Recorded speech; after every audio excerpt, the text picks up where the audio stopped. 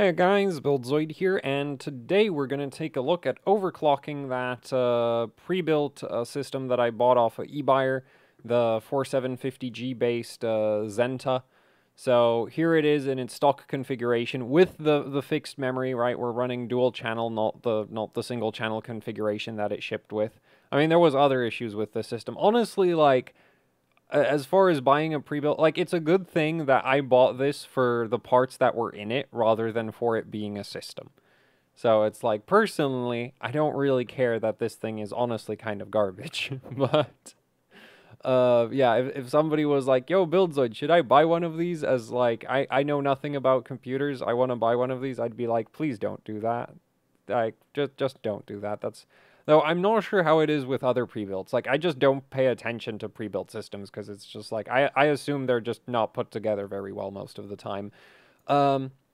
Anyway, so everything right now is completely stock, right? GPU is at 2100, memory is at 2400. This is the Corsair Value Select memory sticks that it came with, and they actually overclock a lot. Like, one of the things that I get super annoyed by is people think that if you have like a 2400 megahertz CL16 memory stick, it's not going to overclock much, but that's completely wrong, because it doesn't actually matter what the speed spec of the like, well, to an extent, it doesn't really matter what speed spec your memory stick comes with, because it's more about what memory chips it uses than what the actual speed spec is.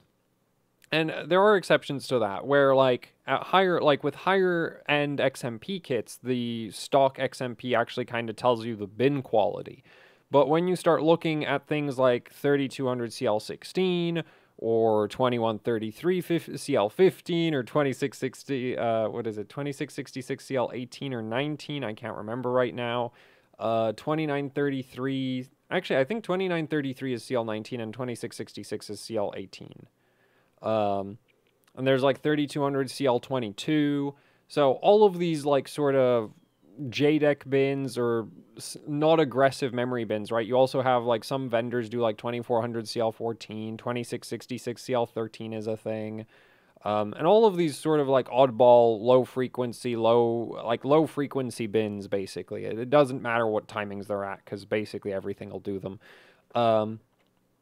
So you have a lot of these low-frequency speed bins, and the thing is the main problem with buying kits like this is that you don't know what kind of memory chips you're going to get, and the memory chips completely dictate how well those memory sticks overclock. For example, I have an OEM Samsung D-Die memory stick, 8 gigabit D-Die, not 4 gigabit D-Die. 4 gigabit D-Die is very different, but 8 gigabit D-Die. And 8 gigabit D-Die on that OEM stick, I think that stick is 2666, and it overclocks to 4800 with ease, with like extreme ease. You really don't have to do much to get it to 4800, and if you fiddle with it for a while, you can get it to boot 5 gigahertz. Which is kind of insane considering the stick is rated for 2666. But that's the thing. It's not about the actual stock speed, because the stock speed doesn't really mean anything. So similarly, this 2400 CL, like, the main problem with buying a 2400 CL16 kit is, like, you don't know what memory chips you're going to get. And so you can get memory chips that, have a max frequency of, like, 3200 megahertz, say 8 gigabit Hynix MFR, which is garbage. And you also get memory chips that, are, say, Samsung D-Die, which unfortunately seems relatively uncommon.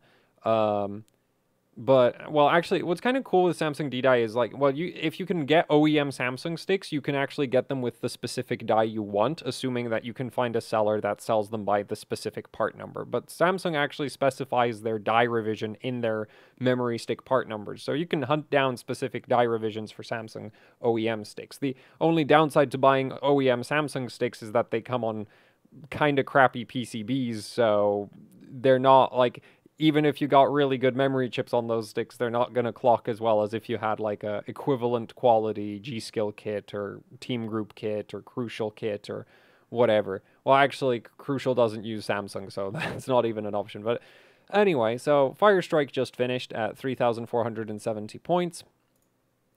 And we're also going to run, where is it? We're going to run Skydiver. Oh, right, it's the recommended test. So we're running Skydiver and Firestrike because there's a bit of a difference in the performance scaling on both tests. Like, Firestrike is running really badly right now, right? Like that was running like a slideshow, whereas Skydiver is actually going to run at kind of playable FPS, and we're going to see some differences in performance scaling, so I wanted to run both tests. Anyway, so yeah, the main problem with the 2400 CL16 kit is not that it can't overclock well, it's that you have literally no idea what it's going to be until you get it. And when you get it, you could get anything from memory chips. Like, actually, really early DDR4 was even worse because there was memory chips on early DDR4 where you couldn't go above, like, 2400 megahertz. Like, they just didn't do that.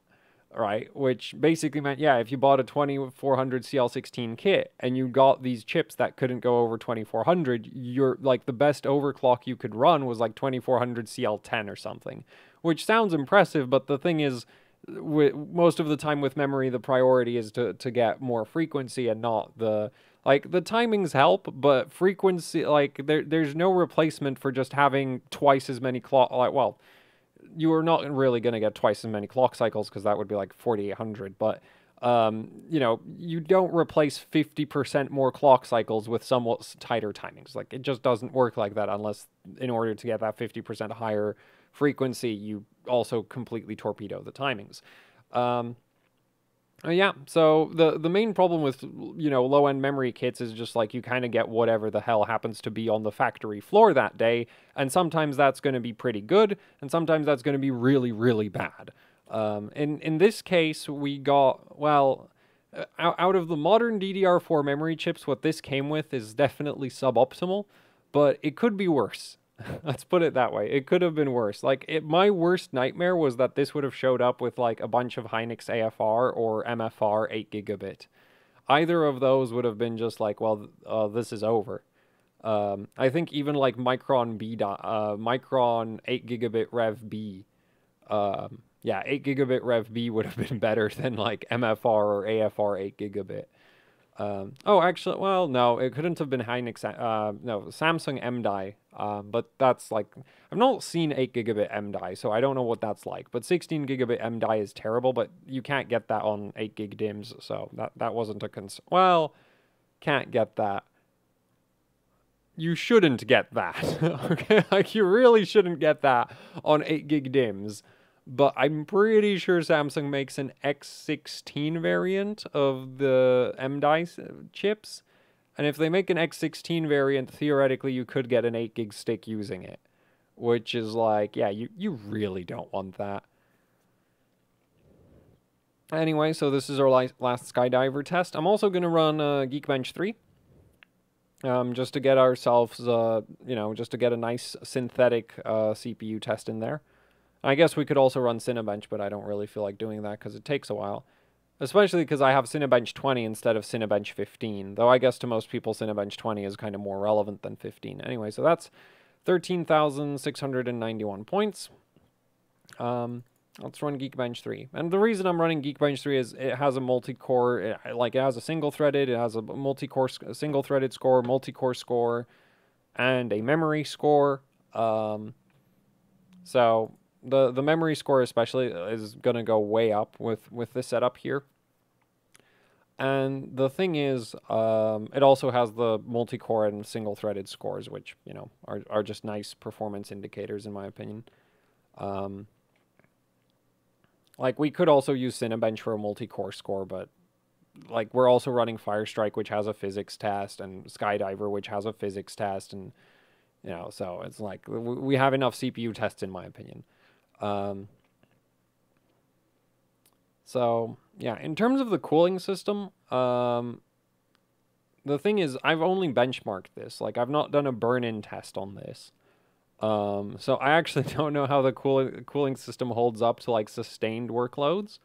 And I'm focusing on that because, like, you know, you might be like, oh, it's an OEM system, it has an air cooler. It's like, you've seen, like, if you watch the previous video about the system, you know exactly what kind of heatsink it has. But the thing is, it is actually a pretty substantial block of aluminum, so it takes a while before it heats up. The main problem is it also only has like a 1700 RPM fan on top of it. So there's our Geekbench score, which I'm just going to print screen that. So Windows print screen saves a screenshot of your current screen. Yeah, so now let's go load up the overclock. But yeah, so the cooling system on this basically takes a while to heat up. Like Cinebench takes a long time to heat up the CPU. And the fan doesn't really go past, like, the fan literally can't go past 1700 RPM. If you max out the fan in the BIOS, it tops out at 1700 RPM, which is kind of a problem because the block of aluminum is much bigger than what you'd get with, like, a Wraith Stealth cooler from AMD. But because the fan can't go above 1700 RPM, you also don't have much in the way of airflow, so, yeah, like right now the CPU fan is at 1700 RPM, right? And if I go here and I just disable the fan control, it just stays at 1700 RPM because that's where it tops out, I think. It might not even be a 4-pin fan now that I think of it. Yeah, so that's great. So anyway, let's load up the overclock. Where is it?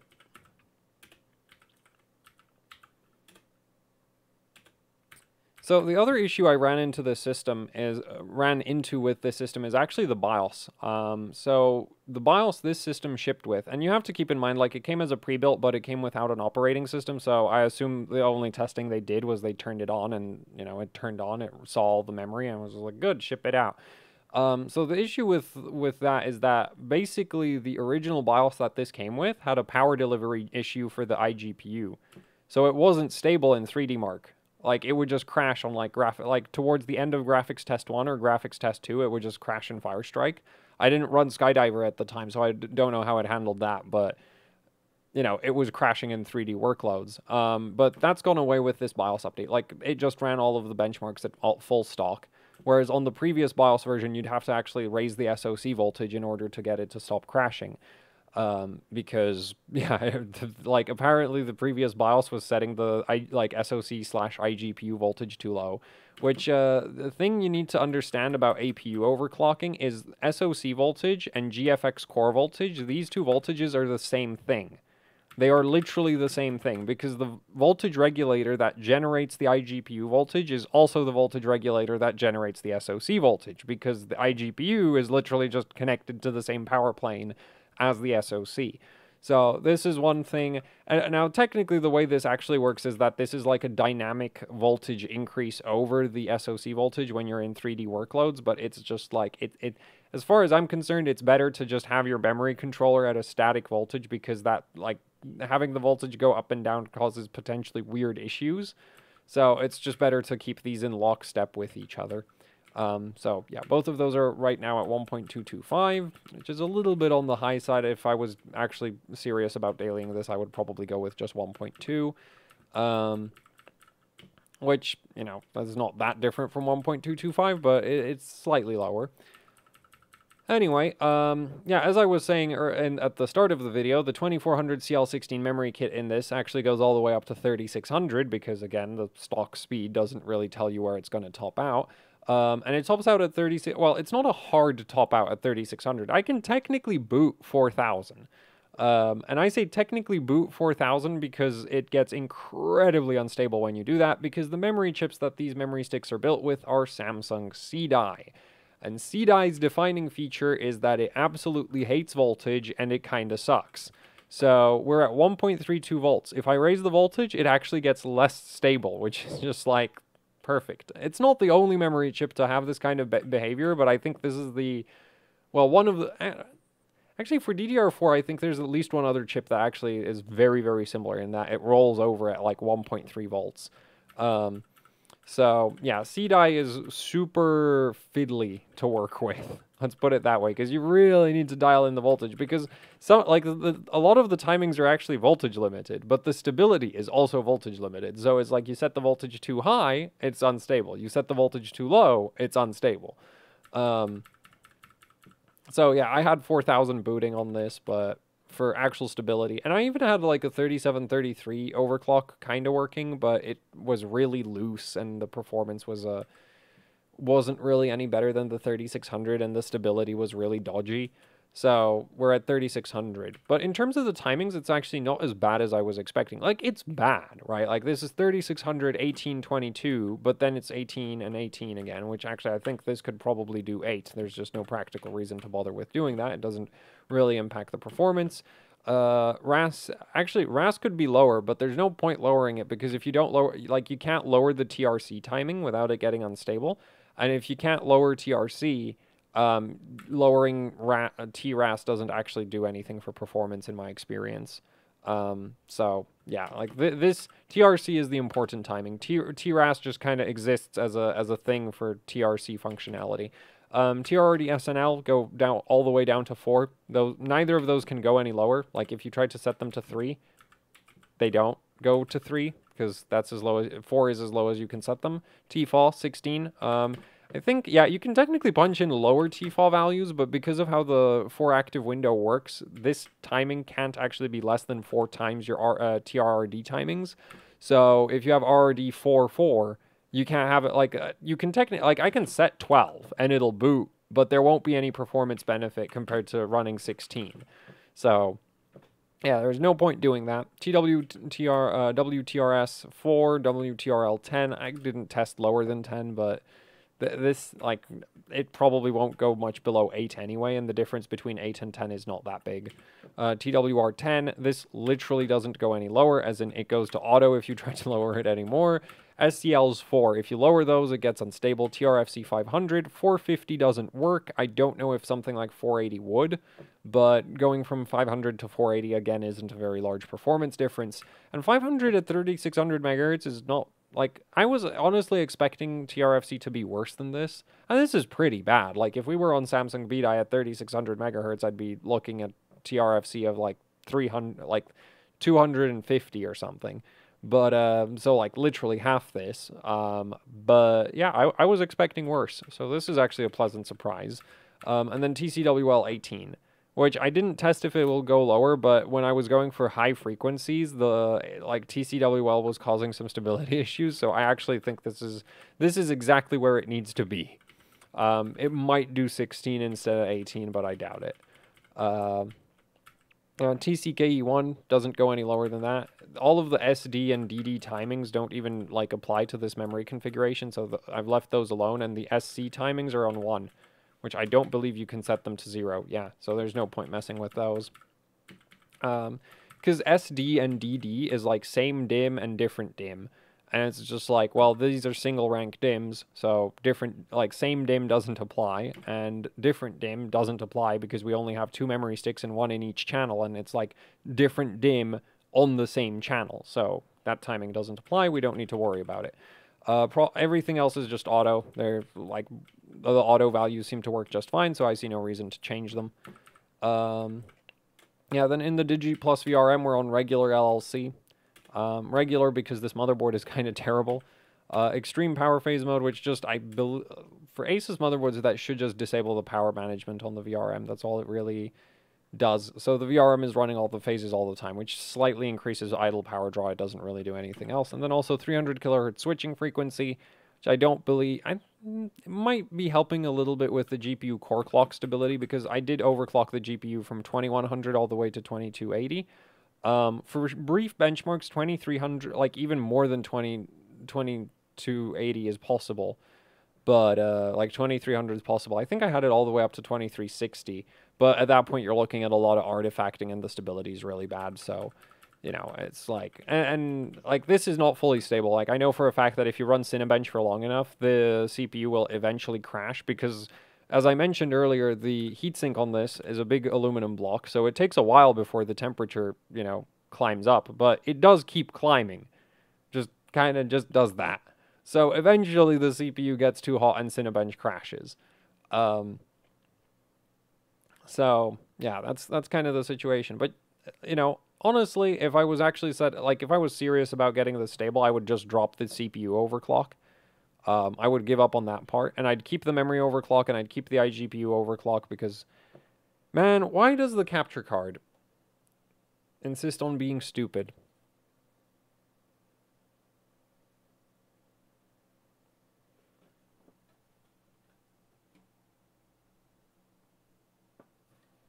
There we go. Yeah, so now it's working. Sorry about that. Anyway, so yeah, the memory I actually think is not too far from being fully stable, just because the timings actually look okay. Like, the timings don't look like they should cause any issues. Also, when you're benchmarking iGPUs, the memory instability shows up in the work. Like, when you're running various workloads on iGPUs, the memory instability shows up as some pretty obvious artifacting a lot of the time. Now, admittedly, you do need some pretty serious memory instability to get to that point, but yeah, it does show up quite easily. So I don't think this is too far off what would be completely stable. I think honestly you could probably drop the CPU to 4.3 all core and then it would be completely stable. And also it's worth noting that the single core boost on the CPU is only 4.4 gigahertz. So you're not even losing that much single threaded performance. Though admittedly, well, it's like honestly the 4750G is a really weird CPU if you think about it, right? Because it's an APU, but it has like a 3700X worth of performance tied to a GPU. Like, the performance of the GPU portion of it is on par with like a Radeon 7 R7 260X, which is a really old card. That's like a low-end GPU from 2012 or 2013. That's like the level of GPU performance you have. But anyway, so here's our Geekbench score, which compared to the previous one is way higher. Let me just pull up the screenshots. Right, so the previous score was 4,795, but if we zoom in on the memory score, that was just 5,000, and now we're getting over 7,000. So yeah, way higher memory score, because the memory is now clocked 50% higher. So now let's go run some 3D Mark. We're going to start with Firestrike, because Firestrike actually goes from basically like a sub 20 FPS run to well over 20 FPS for GT1. And GT2 actually doesn't end, well, GT2 doesn't go up quite so high, but GT2 does improve a lot as well.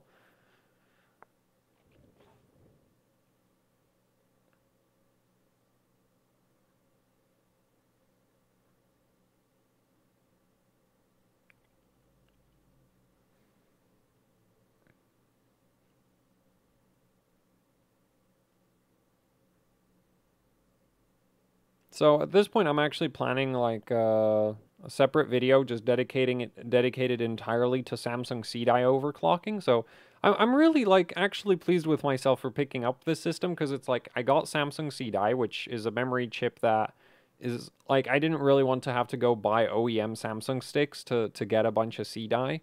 And I guess it's kind of ideal. Like the fact that I now have like a 2400 CL16 Corsair Value Select memory kit that I know for a fact is capable of going all the way up to like, well, it can kind of do 4,000, but not like, I don't think I ever got 4,000 into Windows. I got 3866 into Windows, I think, but 4,000 you can't even get that into Windows. You can get it into the BIOS, but like only sometimes, not even consistently. Like sometimes it would crash before you get into the BIOS, or it'll crash even in the BIOS. But yeah, it's like, so now that I have a Samsung CDI kit where it's like, I know for a fact it goes all the way up to 3600, I'll probably put out a video just covering the basics of how Samsung CDI overclocks. Because the thing is, a lot of the super cheap 3600 megahertz memory kits, like the 3600 182222 speed bin, those are all just Samsung CDI kits. As far as I know, the vast majority of those will be Samsung CDI, because it is a very CDI timing set, right? Like, as far as I can tell, the defining problem with CDI for frequency is like you can't go below CL18 at 3600. Like, no matter the voltage, you're not going below CL18 at 3600. And then TRCD also hits a hard wall at 22. So it's like, well, that's a funny coincidence that is like a very common XMP speed for super cheap 3600 megahertz memory kits, isn't it? It's almost like somebody is trying to dump large, like almost like manufacturers are trying to dump large quantities of CDI.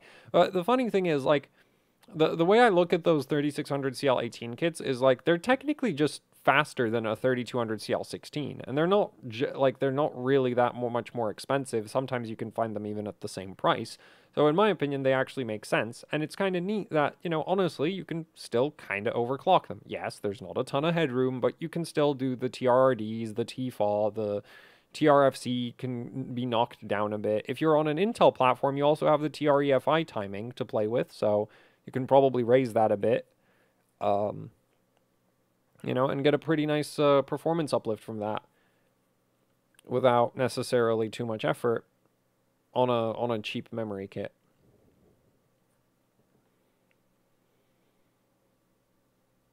So anyway, that was Firestrike. And Firestrike sees the biggest performance gain out of all of the tests I've run. So as you can see, we've gone all the way up to like over 5,000 GPU score. CPU score is up as well. CPU score scales both with CPU core clock and memory clock. Then combined score scales, in this case, entirely with GPU clock. Combined, if you have a fast enough GPU, the combined test will actually scale with the CPU. But because the GPU here is so incredibly slow, it is completely, you know, GPU bound. And anyway, we're going to load up one of the previous Firestrike scores. Should be 116 over here. And so this was stock, right? This was the 347 with the 3,877 GPU score. And so if we pull up a calculator... Oh no, it was 5232 there. You divide that by the, what is it, 3,877. Right, so that's a 35% performance uplift in the iGPU with the overclock. So that's the thing I really enjoy about APUs is just like they see massive performance gains from like basic memory overclocks. And this is definitely not maxed out. Like Samsung CDI is weak freaking memory, so there's definitely more headroom left in this, but I really wanted to sort of, you know, like I wanted to do this as a challenge to overclock something where the parts are definitely suboptimal. Like the motherboard is basically the cheapest B550 motherboard Asus makes. The CPU heatsink is like literally doesn't even have heat pipes, so that tells you about, you know, how good it is. The memory sticks are literally 2400 CL16, so it's just like, yeah, this was a fun little adventure of like, what's it like to overclock garbage parts instead of good parts, which is exactly what I wanted when you know I decided to go for this system.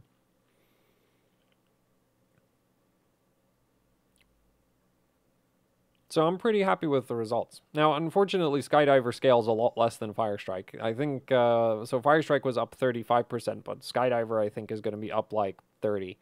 Which, oh, that's not that much less, but, you know, it's still less. Yeah, but the thing is, like, the CPU is just super imbalanced. Because, again, like, you can see it in the Firestrike score, right? You have, like, 20K CPU score, and then you have, like, 5K GPU, even after the overclock, and it's just like, yeah, the GPU is a little bit on the slow side for the CPU that it's coming with. But I guess the idea behind these systems is that you primarily want the CPU power, and then you just need anything to put out an image. In which case, yeah, the GPU does a perfectly good job of that.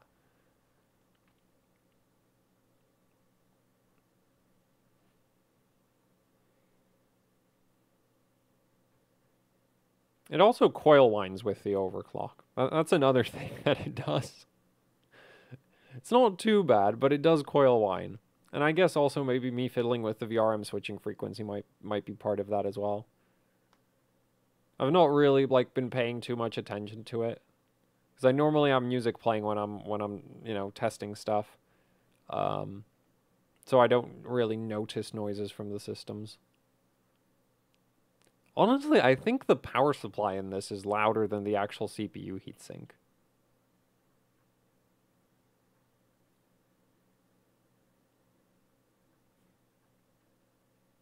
I think the power supply also moves more air than the CPU heatsink, but that wouldn't be surprising. I think the fan in it is bigger.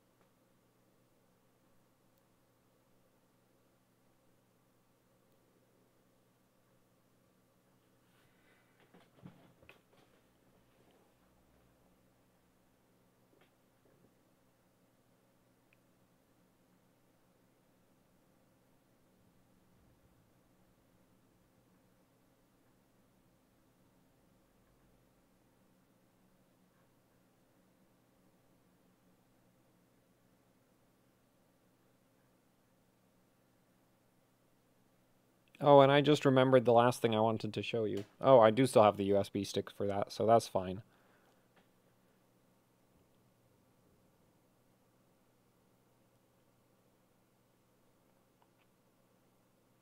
I was really hoping to keep the video under 30 minutes, but like, honestly, one of the early, like, the first rough take was, like, over 30. And I tried to optimize the run order of the benchmarks and everything, and then it didn't make a difference. Anyway, so 807 points overall, with 17,428 GPU score if we load up the previous Skydiver. And fun fact, 3D Mark auto saves to your auto saves scores to your documents folder. So if you're ever wondering about how to pull scores like that, that's how you do that. Anyway, and yeah, so previously we'd have 13,205, so it's like 7,000 points more. I mean, 4,000 points more on the GPU score right there. Which, let's pull up the calculator again. Because I do want the actual percent increase. Also, I don't know why the default calculator size is so freaking massive. Like, it makes it harder to use. Anyway, so the original was 13,205. Now if we load up the new score, which is that one.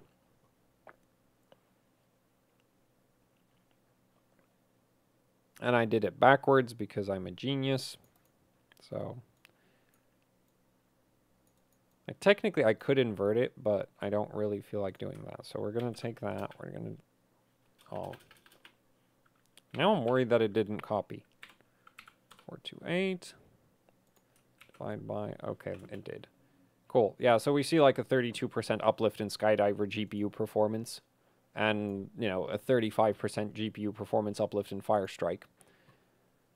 So, yeah, that's the cool thing about, like, overclocking APUs is you just get these massive performance increases from very minor memory overclocks because they're so freaking memory bound, which also makes them way more fun for memory overclocking than regular CPUs because, like, you don't have to, like for CPU overclocking, you've got what? Like, if you're overclocking memory on your CPU, right, you're going to be looking at, like, IDA benchmark and Geekbench and SuperPi. And in my opinion, at least, like, mostly because they lack the pretty moving pictures, it's like, those are really boring benchmarks to watch. Like, Cinebench is fun to watch, but Cinebench, unfortunately, isn't much of a memory benchmark. Now, if I could just remember which folder it is that I buried Typhoon Burner in. Right, so, yeah, so we have Typhoon Burner on this. The thing is, Typhoon Burner... And the reason why I'm pulling up Typhoon Burner is because Typhoon Burner thinks that these Samsung C die sticks are actually Samsung B die. And I wanted to show this because, yeah, Typhoon Burner is often wrong about what memory chips you have. So, like, for a lot of Samsung C die sticks, it'll tell you that it's B die, but they're not. They're C die. And I can prove that it is C die because if I just whack to, like, 1.6 volts into these sticks, it'll stop posting. Like, the defining feature of Samsung C-Die is that it gets less stable as you raise voltage. In fact, you know what? Instead of doing that, just because there's a chance that whacking C-Die with 1.6 volts is actually bad for its health, we're just going to hit it with 1.45. I've whacked it with 1.6 on multiple occasions at this point, so it's not it's not like it's mint condition anymore, but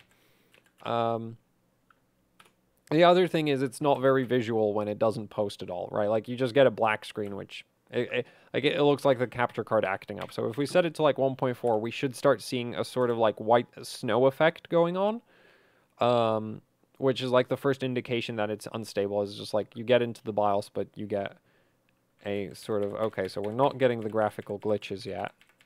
That's, oh wait, it's unstable? Oh no, it's fine. Capture card's being weird. So I'm just going to keep raising the voltage until we start getting the graphical glitches, because those show up before it stops working completely. Or at least sometimes they show up before it stops working completely. Okay, not yet. So some of the glitching is the capture card, but the thing is there's like a... I might actually get to the point where it just stops booting completely before I get the effect I want. Like, unfortunately, getting artifacting, you know, to show up on demand is very difficult. Because by definition, it's kind of random and glitchy. Okay, so it's still fine. Well, technically, by JDEC spec, everything should be tested up to 1.5 volts at the very least. That doesn't mean it has to, like, survive long-term exposure to 1.5 volts. It just has to not instantly fail, but...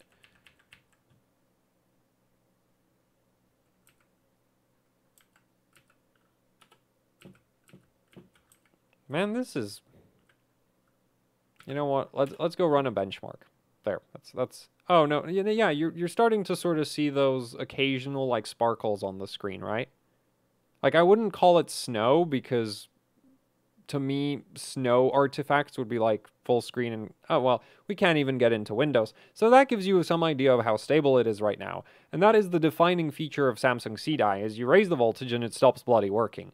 So yeah, that's the easiest way to test if you have B-Die or C-Die, is like, well, if you have B-Die and you raise the voltage, it doesn't care at all.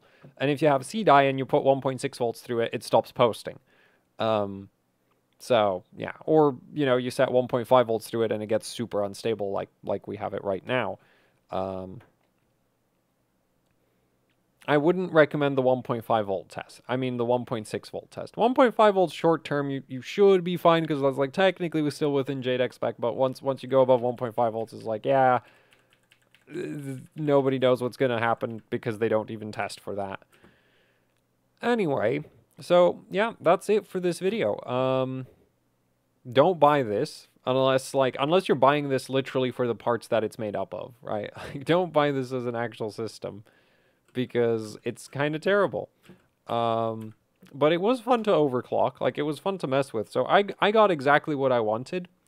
And yeah, APUs are awesome. So the next thing I'm going to be doing with it, like, there's so many things, like, thanks to the system, there's so much stuff I can do. So there's probably going to do a video about Samsung C-Die overclocking, just like what kind of timings you can expect, and also the whole don't put too much voltage through it thing. I'm also going to be doing, like, what I want to mess around with is, like, stick, like, some really, like, I'm probably going to stick I want to mess around with sticking different memory kits into this to see how far the 4750G is capable of going with this very cheap Asus motherboard. And then eventually I'll pull the 4750G and we'll run the 4750G in some actual good motherboards with some good memory. So yeah, but anyway, that's it for the video. So hopefully you enjoyed it. I enjoyed it, so I'm kind of hoping you did. Well, I enjoyed overclocking the system. I didn't really enjoy making the video because, I don't know, it's just kind of like, eh.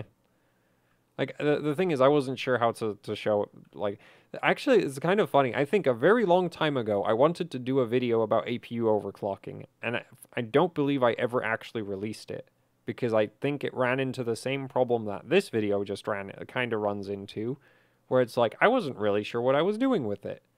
So yeah, but anyway, this one exists. Hopefully you enjoyed it.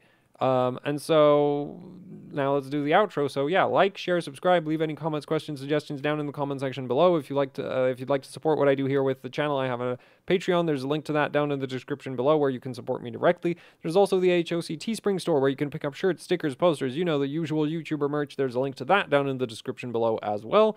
And that is it for the video. So thank you for watching. And I almost said like, share, subscribe again for some reason. Anyway, yeah, that's it for the video. I'll go hit the stop button. That's the wrong mouse. I'll hit the stop button now. Goodbye.